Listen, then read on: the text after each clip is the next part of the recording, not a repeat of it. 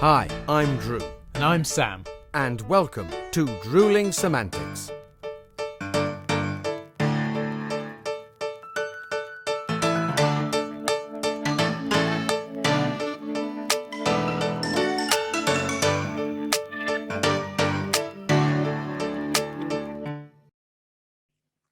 And there he is, Drew. How you doing, mate? I'm very good, buddy. And yourself? Yeah, I could not be better. In fact, I am properly excited for today's show. Well, yeah, it's always entertaining, isn't it? To go over our guest episodes, find our favourite and memorable bits. Yeah, well, I mean, I do have to say, though, I am quite shocked how fast it seems to have come round. Season 4's pretty much done and dusted already. I know what you mean, mate. I mean, where has the time gone? No idea. I to be fair, though, like, I was touring. You've been in your digs for quite a large percentage of it all. So that has made it go quite quickly, I guess.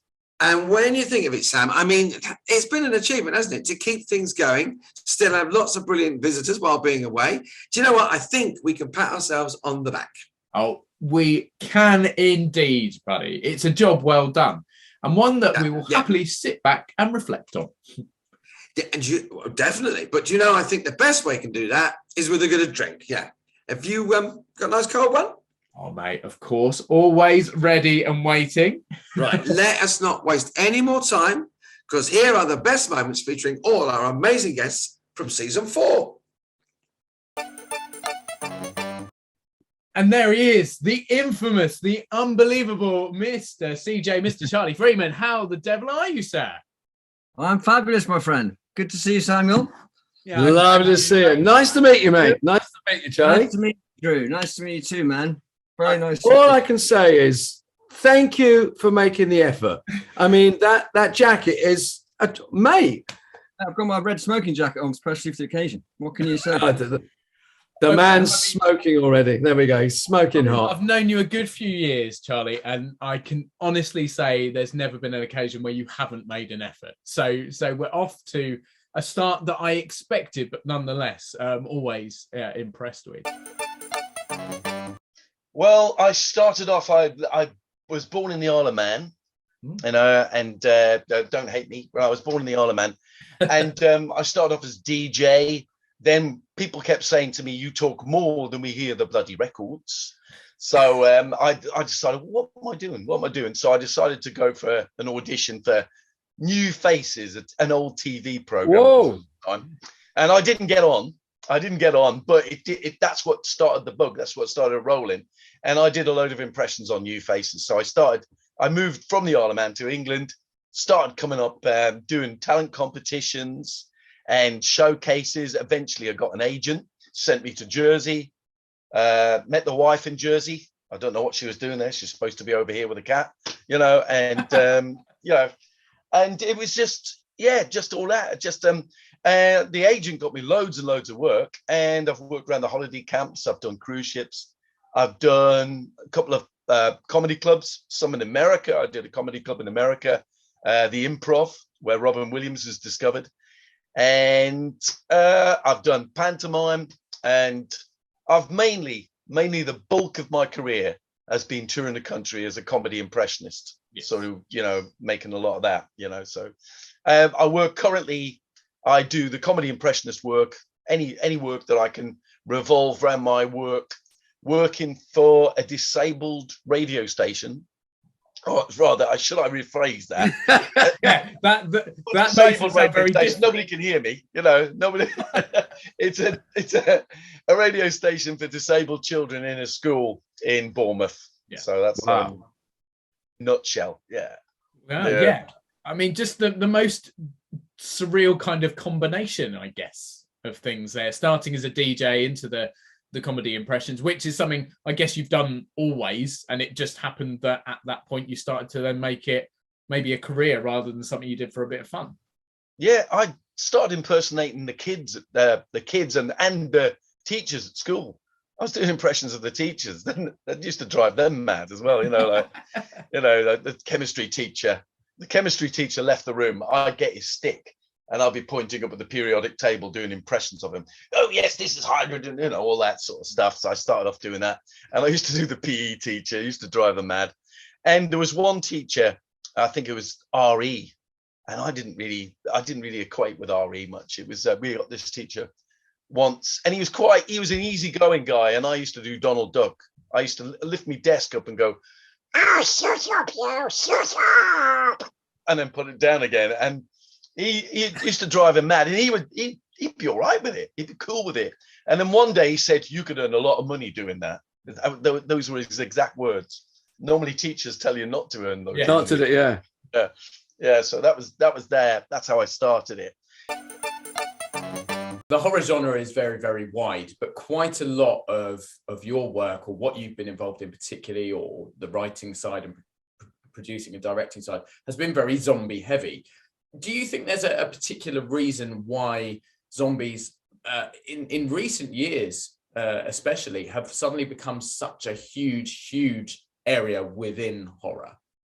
Yeah, I mean, indie horror has grown over the last 10 years anyway, to be fair. It used to be a thing not many people watch, or it's behind closed doors, but it's now at the front. And I think programs like The Walking Dead have pushed the zombie genre through the roof, really. So I'm a big fan of zombie films anyway, and George Romero's and stuff like that. And there seems to be quite a lot of collective zombie films going out. You know, one of my friends is doing Z Dead End, Robert, so he'll appreciate me mentioning him. And I think for us, we do zombie films, but we're also going to be breaking, which you'll see in the next couple of years, into some other horror. So supernatural, murder mystery, even going as far as a Wild Wild West film, which is, again, something that will be popping up. We'll probably talk about that in a couple of years, maybe. I don't know. Amazing. And of course, you've been helped out not only because of your height, but also, I mean, one of your characters, which I love, I adore, is from Harry Potter. It's Hagrid, which I think you look amazing as. Oh, thank you very much. Yeah. I remember the first job I ever had, and that was with a Harry Potter lookalike. I think he was only about 13, 14 years old. And we spent the whole day together. It was in the shopping mall in North Wales somewhere, I think. It was in Wales anyway.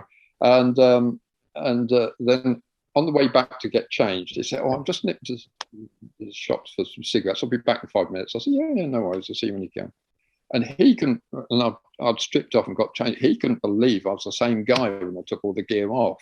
Wow. It was full beard and moustache and the full Hagrid hair and everything over my face, and massive fat suit, and I've got these boots which are raised height, which makes me up to pretty well 7 foot tall. So I'm. So I love the method you use to keep cool in the summer. That makes me laugh. Yeah, that's right. Oh, that's invaluable in summertime, because I made a harness to go over my shoulder, just some webbing, and I have 2 hot water bottles on the front and 1 at the back, but they're filled with water the night before and put into the freezer, and they don't get frost burns on it. And I put those on first, or else you will not last over 5 minutes outdoors on a hot sunny day. You just fall out with because it's like a really heavy duty duvet wrapped all around you with that, and it's a load of heavy coats that go on top of that, and top of that, and top of that again. So wow. Yeah. Am I? And I've got a motor. I was literally just going to say, Ed, you've got the motorcycle as well with the sidecar.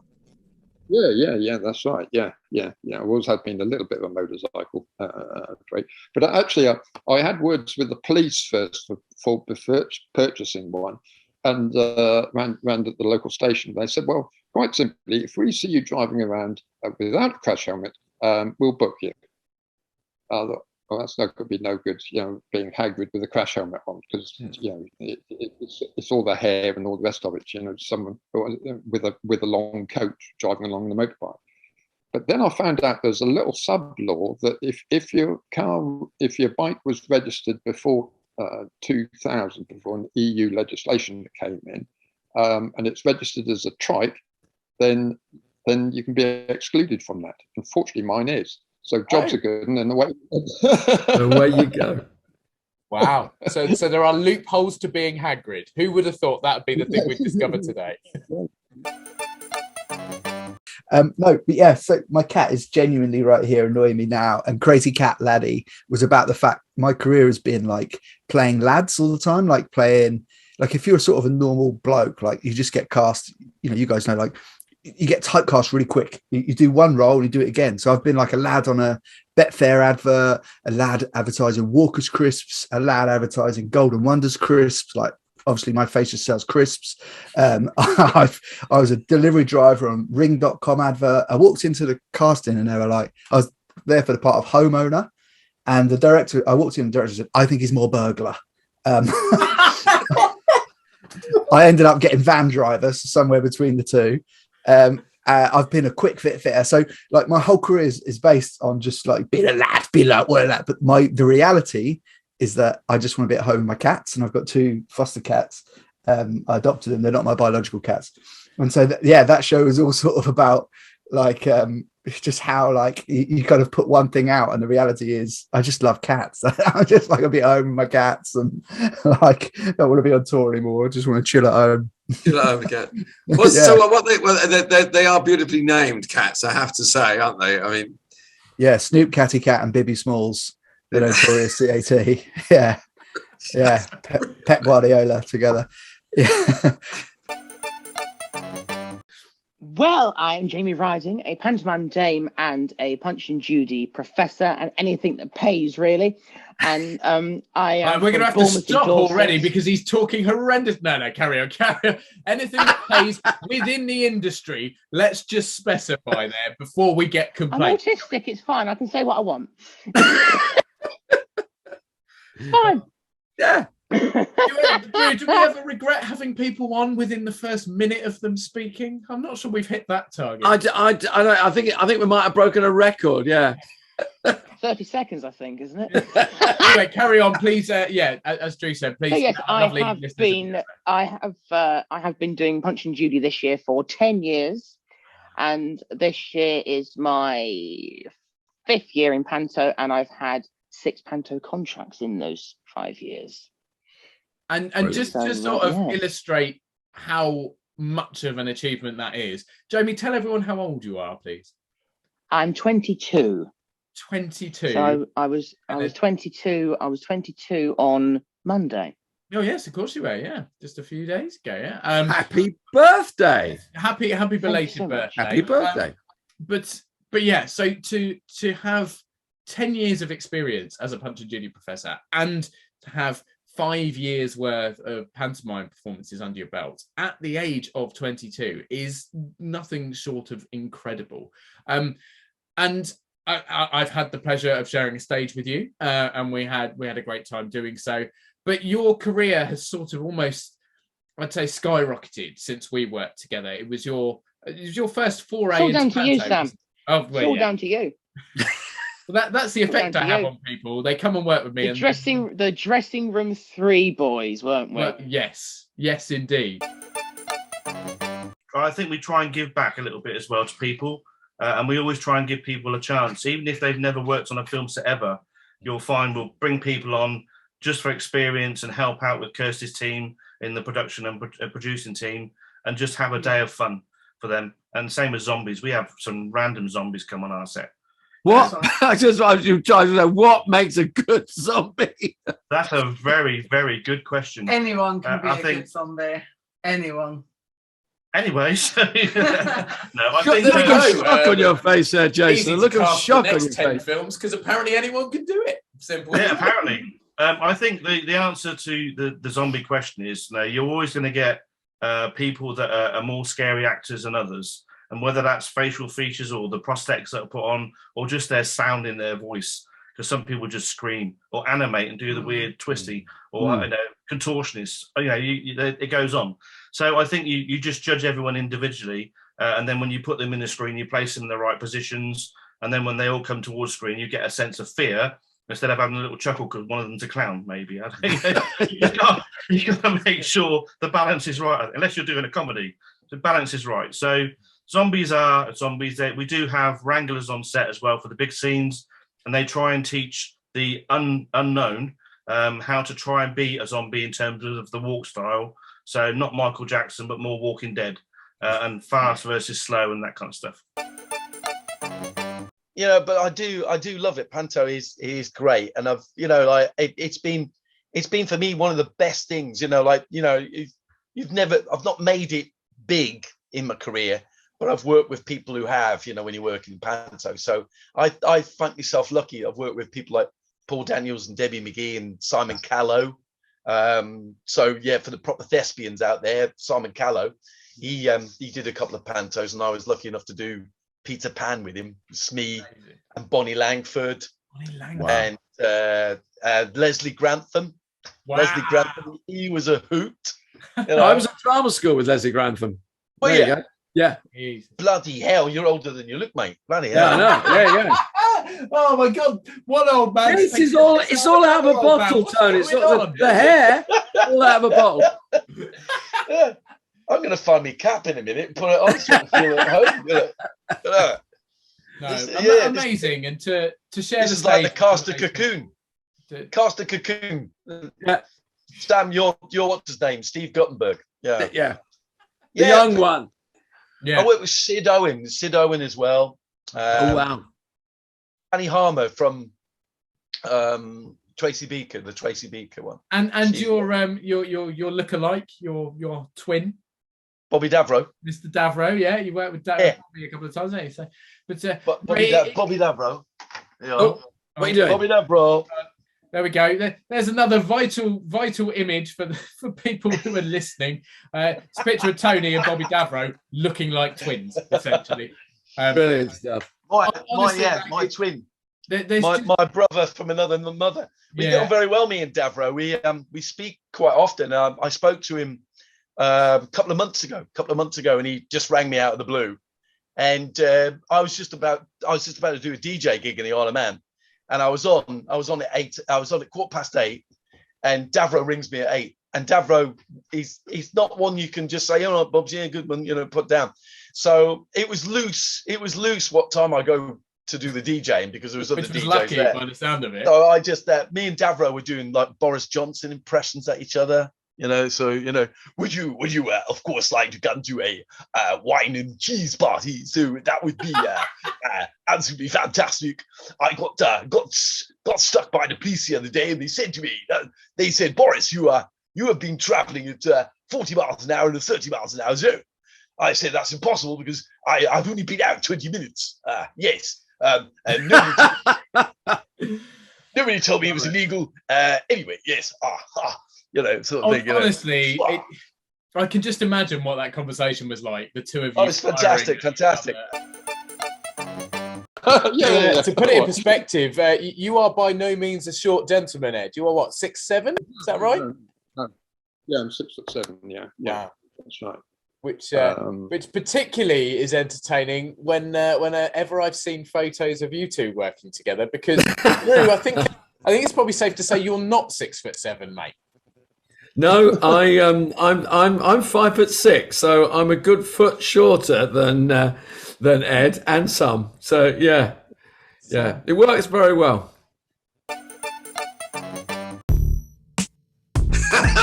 Good old Sam never resists the opportunity to have a dig, can you? No, it's true. I do tend to take the piss a little bit, but let's be honest, mate. You would find it odd if I didn't. Fair point, well made. Yeah. Hey, I tell you what else I found: an empty glass. So give me a second. I'm just going to have a little top up. Okay. Right, you got a fresh one now. Lovely and fresh, mate. So let's get back to our guests. Multi-talented singer and musician, writer, actor. You're also an artist. Yeah, I do my abstract art. In fact, I've got an exhibition. I'm going to do another exhibition at the end of this year. Obviously, now that everything's open and accessible again, I think all of us creatives were, during the whole lockdown, kind of stored up a lot of products and work, and now it's time to get it out there and show it again, So I'm going to do a show at the end of the year, which I'm really excited about. Probably do a gig at the same time. Invite loads of people down, have a bit of it's an excuse for a party, my friend. You know what I mean? And you'll never want to pass up one of those. No, I know, absolutely not. And as you know, I can't remember if you came to one of the big shindigs in my house on Portobello. There was a choice of about 800 to come to in the last 5 years. So, but now that the house is a studio, which is something happened, we'll probably talk about that later. It's not really available anymore for parties. You know, it's one of the big rules: no more parties in the house, which basically has amounted to me not being able to have keys to the house. Right. Okay. So your own house is now somewhere that you're not really allowed to control. Basically, yeah. Obviously, the majority of our audience are UK based, but we do have listeners all around the world. For anyone that isn't familiar with the term Punch and Judy is a British staple from the seaside. I think the simplest way to put it is it's a puppet show in a booth on a beach, normally, or very close to the seaside, where some ridiculous wooden puppets spend a period of time. Yes, anyone lucky enough to be watching us on YouTube, Jamie's got some of his incredible cast members behind him. As you do. But they're just nutty characters that kind of spend the whole time fighting and arguing. So it's interesting you say this, Sam, saying it's a seaside tradition. So, bit of history for you. Oh, here we go. Punch and Judy your was notebooks out, ladies and gents. First started in 1662 in Covent Garden, London. Wow. And back then it was known as the Punchinella show, and all panto and puppets all date back together from Commedia dell'arte. So it's all so the character of Punch is the comic, and Judy is the dame. And it's all the same sort of mixture, but just it's ended up in two different genres, if you like. It must take a real kind of different creative edge. I mean, I'm not suggesting that anyone can get up on the stage and tell silly stories and do stuff, but to then combine a second talent of the musical side of things with the comedy, is that what you always wanted to set out to do? Did the two merge together, or is it just a side effect sort of thing? It's like so, as Drew will tell you, I can't sing. I can't play any instruments. I could just about do something on the keyboard, but not much, right? I've never really. I remember said to my mum a few years ago, I was like, because I love music. I've always listened to music. I said, Mum, why don't you send me to like piano lessons? And she said, I did, and you cried and begged me not to go back. So it does sound like something I've got to do. So I've never had any confidence in singing and that kind of thing and making music. And then I was in a sketch group called Lead Pencil, which was me and two girls, Maddie Rice and Louise Beresford, and they're brilliant singers and brilliant dancers and brilliant musicians. And so I used to write songs for them, and I would just sit there and be an idiot on stage while they sang these songs. And I was like, well, actually, I'm quite good at writing songs. I just can't do it. And then when I went solo, I was like, basically, the reason why I came back into comedy is to challenge myself, because I found my acting career was getting a bit sort of boring. So I was like, okay, let's go solo comedy again. And it was the music that was the ultimate for me. It was like, okay, I'm going to walk on stage. Sorry, my cat has just jumped to my lap. Snoop K cat, she's here as well. I'm going to walk on stage. We welcome all kinds of furry friends on Drewling Samantics. She is. Say hello, Snoop. There she is. She just won't leave me alone. So she'll keep doing this. My tail just her tail will just get wafting across my face. Like, Dave's got his knob out again. Oh no, it's a tail. Sorry. So yeah, musical comedy for me was just like, it was the ultimate. People always say to comedians like, oh, it must be really scary. But for me, musical comedy was the scariest thing. So that's why I did it. I was just like, okay, I can't sing. I can't play any instruments. I can't read music. I'm going to do musical comedy and see what happens. Well, you did it really well, because I mean, you won an award in 2018, didn't you? I've got it written down, the New Musical Comedy Awards grand final. Right. I mean, audience favourite. So, yeah, dude, you must be ticking the boxes. Yeah, I think my musical comedy awards are still there, hanging on the back of the door. So, yeah. That was amazing, and that was the first time. Again, that was the first time I had the confidence to go into it. I've won a few competitions and been in a few finals the last couple of years, and that was the first time I had the confidence to say, "I'm going to do this." So I put an application in, and then I was really like, "Oh God, I don't want to do it." And then eventually it was like one of those things where it's booked in now, so you have to do it. So yeah, I love it, and I still do it now, and I love the look on like an audience face when I go to a normal club night and I start telling jokes and stories, and I'm like, anyway, here's a song. They're like, oh, what? What? It's great. What do you mean a song? And then afterwards they're like, that guy can't sing, but they're laughing and they, The first one is on Britain's Got Talent. Yeah. When I was setting me props up, panicking to go on, Deck comes up to me and he says, Tony, don't worry, you'll smash it. You're very funny. Good luck. And as he walked off, I went, thanks, Ant. And I went, oh, 50-50 chance. I said, I'm not one of these people who don't know who you are. And he goes, don't worry, I've been called worse. Right. The other one is I was in Jersey once and I was doing my Billy Connolly impression. And back in those days, I used to wear the beard. And I was there doing, all right, how's it going? And I thrust. When you're doing Billy, you thrust your cock out like that as you're working. and the beard fell off my face. And I was looking everywhere. The audience are pissing themselves. I don't know what they're doing. I don't know why I'm carrying on as Billy. I don't know. And I'm looking like this, doing that. And I looked down and the beard had fallen off and landed on my crutch. So it looked like I had a bloody merkin, So it looked like I had pubic hair outside my trousers. Oh, so I'm going, God. oh yes, but I had no idea, and the audience were pissing themselves laughing, and I'm looking down because I think these expensive, these beards, I better find it, and I couldn't see it. I'm going, where's my fucking beard, and that was it, yeah. Oh, brilliant. I've been working with you for, I think it's about 20 odd years there that I've been standing by the side of you as Manuel, and joined with recently with Verona, my wife, playing Sybil. But I mean, obviously now you've run with that, and Basil's been enormously successful.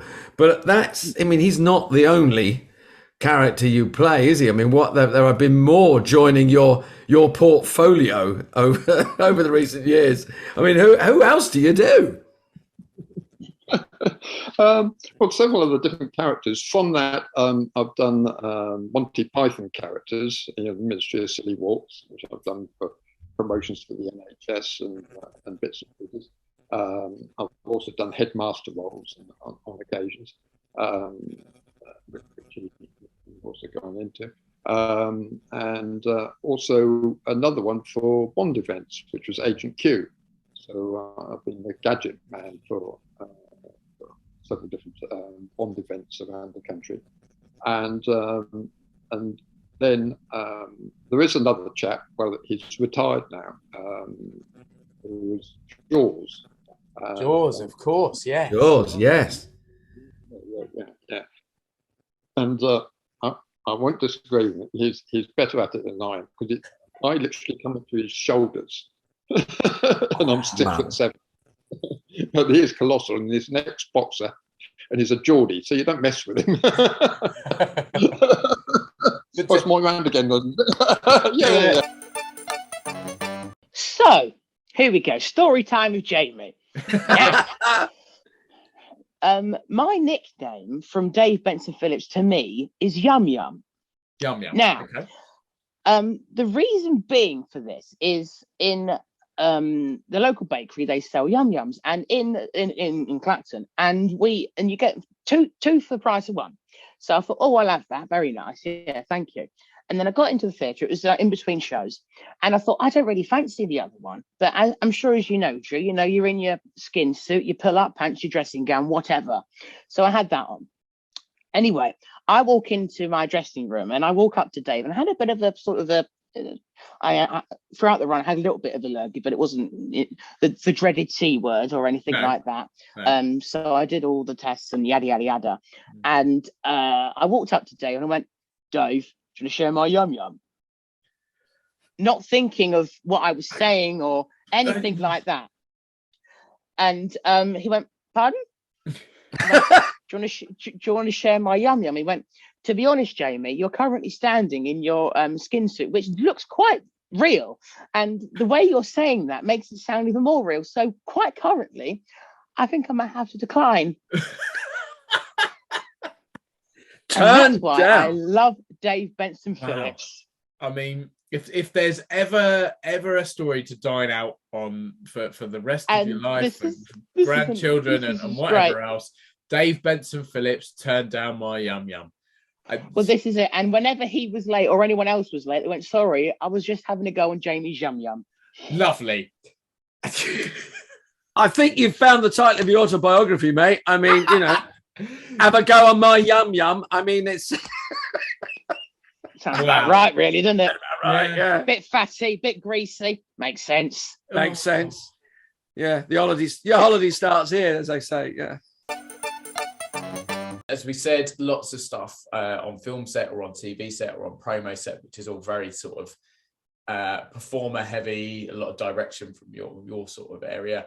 But on top of that, you've got print, you've got audio books, you've got various other photography projects. So how do you sort of manage? I mean, tell us about a few different bits that you do, but also then how you manage those alongside being on film sets quite for most of your days. Okay. Kirsty also is heavily involved in this, just to let you know. Just want to point that out. I just want to promote her as much as possible. I do it all. No. I don't. So I love horror. I said this before. So one of the things I wanted to do was get some novels out there, because novels are, people read a lot more than they watch films in the general. Now I hate reading, but people do. So I'm very good at creating stories. So I'm not an author. I create stories. So I can write 30-page of a story. And what we kind of do is we get different friends of ours that are authors to author the book, so it's fleshed out. And then Kirsty will proofread it, and she'll criticize it, and she'll go back and forth until we're happy with the final edit. So the advantage of doing that is some stories I come up with would cost us millions to film, absolute millions. So the genius is you put the book out first of the ones you can't film, and you do a script for that. And then the ones you can film, you film, and then later on you can do a book for that. So that works both ways. So you have a win-win. And obviously with the books, you can put them on Kindle, you can do them on print, and we can do them on audio. So that's 3 different areas you can do the books. So I think we do well in that. And again, I've got the girls, both Georgie and Kirsty, by my side, proofreading, criticising, and all that kind of stuff. So that takes time as well, obviously, which is cool. And then the magazine is just something we decided to do, God knows how long now, 5 or 6 years ago, somewhere like that, where we thought, why don't we just share some of the stuff we do and some of our friends' stuff, pull in some stars here and then everywhere, because magazines seem to do that, and then share what we know with the horror community. And we do it for free. We don't even charge the magazine. It's a free read on, what's it called, isu.com. So literally we do that every 3 or 4 months. So we just put people's stories in. Really good team of writers. Yeah, we've got some writers. Really team of writers that volunteer articles or go and research something and then say to him, hey, can I put this in, or can I write about this or whatever? And we go, yeah, sure, do what you like. Like, I proofread it, it goes out. It's biannual, is that right? About 3 months-ish, 3 to 4 months. Something like that. So it depends on how much time we've got, because again, that takes up a lot of time. My most recent show is called Dave Bibby Remakes Jurassic Park while trying to bring up a baby. And on that occasion, that very much was the title came first, and then everything else is kind of following. So are you taking that one up to Edinburgh? So that was the plan, was to take that show up to Edinburgh this year. And I've done a couple of previews in the last few weeks, and I've got another one coming up in a couple of weeks. So I had those sort of booked in, and it's a show about when you have a baby, you can never get anything done. And basically we're having another baby in August. We found out a little while ago. Congratulations. Yeah, thank you. So we're having to postpone the show about not being able to get anything done when you have a baby, so we can have another baby. So it's that whole life mirroring art thing. Well, so speaking of titles or material coming first, what came first, the idea for the show or the thought that if I get my wife pregnant again, then I've got material to write? I was trying really hard, like, come on, we need a baby. I've written half the show.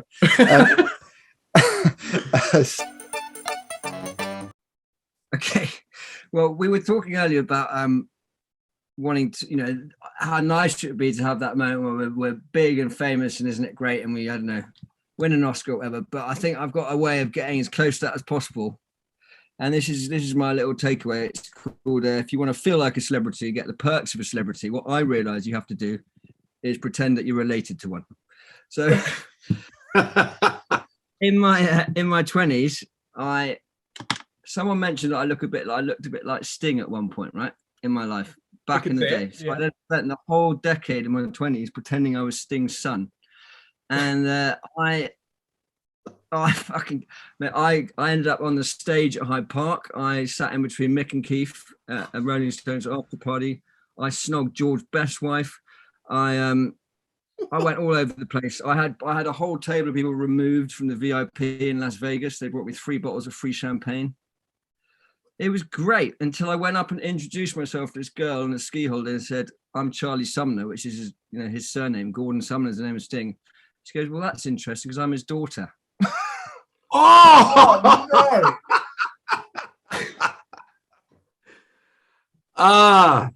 That is just brilliant.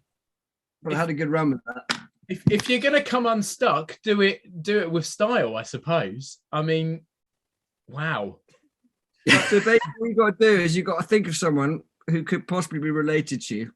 You could possibly be their son or their brother. Oh my God! If you walk in with confidence and really own it, you'd be amazed what people will do. I used to go up to the door. I used to go to the front of the queue and go, "Hi," and the woman with the clipboard would go, "Hi, it's Sting's son. You've got me on the list, yeah. My father called up ahead," and they'd be like, they get into a complete panic. They check it and they go, yeah, you're here. But obviously not. Yeah, you are. And you get escorted into places, VIP tables, straight to the front of queues regularly without any problem. I did it, must have done it 100 times. Wow. So yeah. Well, I'm getting to the time of life now. I'm going to have to pretend to be someone's father. That's what I'm. Yeah. Do you know who my daughter is? Yeah, Sam, you can get away with the son bit, but I can't. I mean, I was going to say, Drew, can't you pretend to be the guy that was in Steptoe and Son? But I mean, maybe that's pushing. Well, good night. Yeah, and thanks very much for listening. Wow. Yeah, thanks for that. That's incredible. To be in. We've had some good sign-off anecdotes, but that's one of the best, man. That's really one of the best, Charlie. I'll tell you what, Drew. We said it then, and I'm gonna say it again now. We might have had many, many funny stories and mad tales from all our guests, but that one has to be up there as one of the craziest. Oh, you're right, Sam. You're really right. I mean, old Charlie certainly doesn't do things by halves, does he? And I mean, listening back on his full episode, it certainly confirms that. Yeah, absolutely. I mean, like all of our amazing guests, he's entertaining enough on his own without pretending to be someone else. Well, I tell you what, next week there will be no imitations, mate, because it's just going to be you and me, pure and simple. Yeah, but question is, which of us is the pure and which of us is the simple? I'm smiling because I thought you might answer that. I tell you what, we'll let our listeners and viewers decide that. And maybe, I mean, you never know, maybe they can let us know next week when they tune in for the Best of Us episode. Yeah, I am really, really looking forward to that one, buddy. So have a great few days, and I will see you, Drew, and all of you lot at home or wherever you happen to be tuning in next week. Yeah. See you later, Sam. Cheers, everyone. Cheers.